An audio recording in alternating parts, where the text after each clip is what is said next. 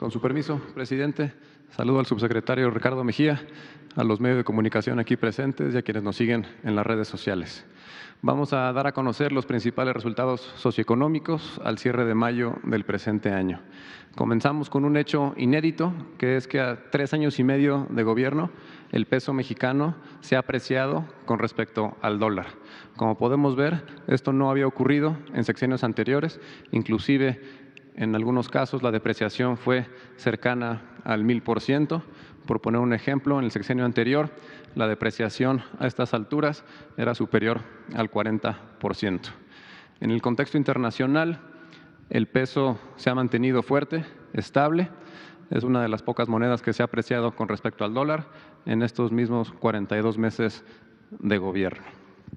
Sobre las remesas, informar que el día de ayer el Banco de México dio a conocer el dato de abril. Agradecer a nuestros paisanos que viven en el extranjero, ya que estos envíos siguen aumentando. En el mes de abril fue de 4.718 millones de dólares, lo que representa un incremento del 17% contra el mismo mes del año anterior. Ya tenemos un estimado para el mes de mayo y sería el primer mes en la historia en superar los 5,000 millones de dólares.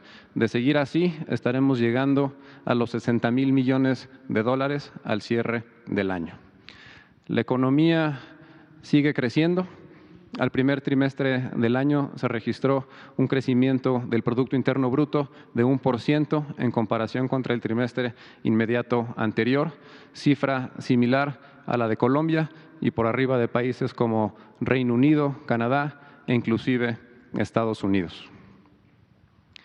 La semana pasada la Secretaría de Economía dio a conocer el dato de inversión extranjera directa al primer trimestre del año, que es un récord con una cifra superior a los 19,000 millones de dólares.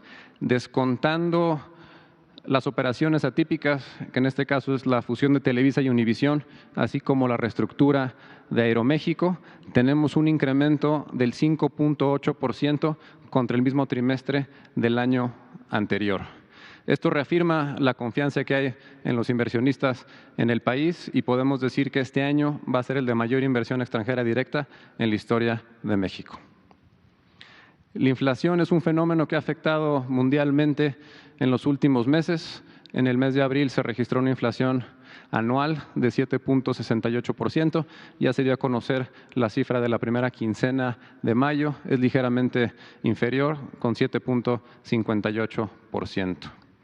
Particularmente el conflicto entre Rusia y Ucrania ha afectado a todos los países, pero en México, gracias a las medidas impulsadas por el gobierno, se ha logrado contener esta inflación. Se puede apreciar que en el mes de abril la inflación en el caso de México fue inferior a la de Estados Unidos. Si pasamos a la siguiente y vemos los componentes de estos dos datos, destacar que en el caso de México el componente de energéticos es de 0.6%, gracias a no haber incrementado los precios de las gasolinas en términos reales. Comparado con Estados Unidos, allá tienen una inflación en energéticos de 2.1%. Donde tenemos el reto es en el componente de alimentos, por eso estamos impulsando esta campaña para incrementar la producción de los básicos, maíz, frijol, trigo, arroz, para poder producir lo que se consume en el país, ser autosuficientes.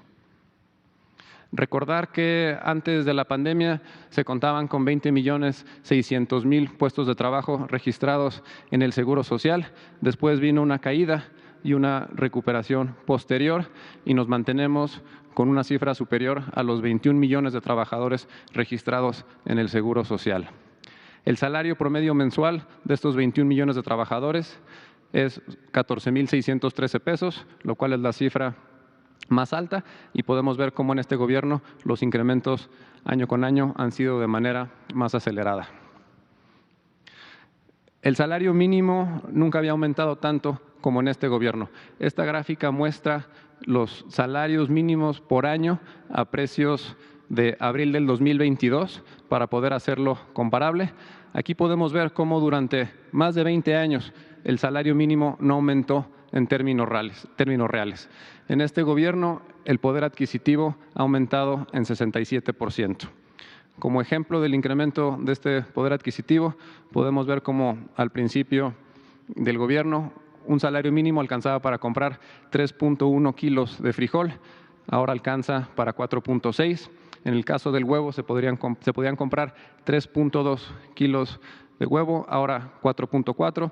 Y en el caso de la tortilla, al llegar al gobierno se podía comprar 6.5 kilos y ahora alcanza para 9.1. La Bolsa Mexicana de Valores ha registrado un incremento de 24% en el tiempo que llevamos en el gobierno. De igual manera, las reservas del Banco de México, siguiente por favor, han registrado un incremento del 15% en estos mismos 42 meses, registrando una cifra prácticamente de 200,000 millones de dólares. El precio mexicano de la mezcla de petróleo se ubicó al final de mayo en $113 por barril. Estos excedentes nos han permitido cumplir el compromiso de que no aumenten los precios de las gasolinas en términos reales, como veremos en las siguientes láminas.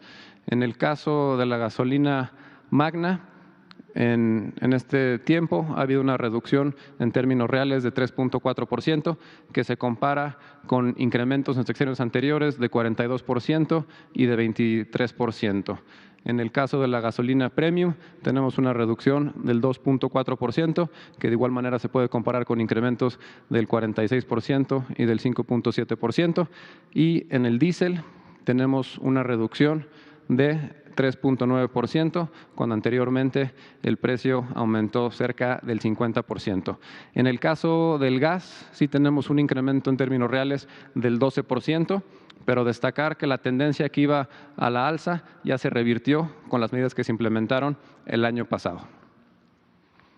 En materia de seguridad también tenemos resultados positivos gracias a la estrategia de pacificación, así como al atender las causas que originan la violencia por medio de los programas para el bienestar. Aquí podemos ver que los delitos del Foro Federal han registrado una reducción del 31% en el tiempo que llevamos en el gobierno. En cuanto a los homicidios, esta gráfica muestra los datos acumulados de enero a mayo. Ahí hay un error en la lámina, es de enero a mayo. Recordar que teníamos una tendencia que iba a la alza, inclusive con porcentajes superiores al 30%. Esa tendencia ya se revirtió y ahora tenemos una reducción. Contabilizando el estimado que tenemos para el mes de mayo, tenemos una disminución del 10% contra el mismo periodo del año anterior. En cuanto a secuestro, tenemos una reducción del 45% si comparamos los últimos 12 meses del gobierno anterior contra los últimos 12 meses del gobierno en curso. Con respecto al robo de vehículo automotor, tenemos una reducción del 40%. Y, por último, en robo en general tenemos una reducción del 24%. ¿Sería cuánto? Muchas gracias.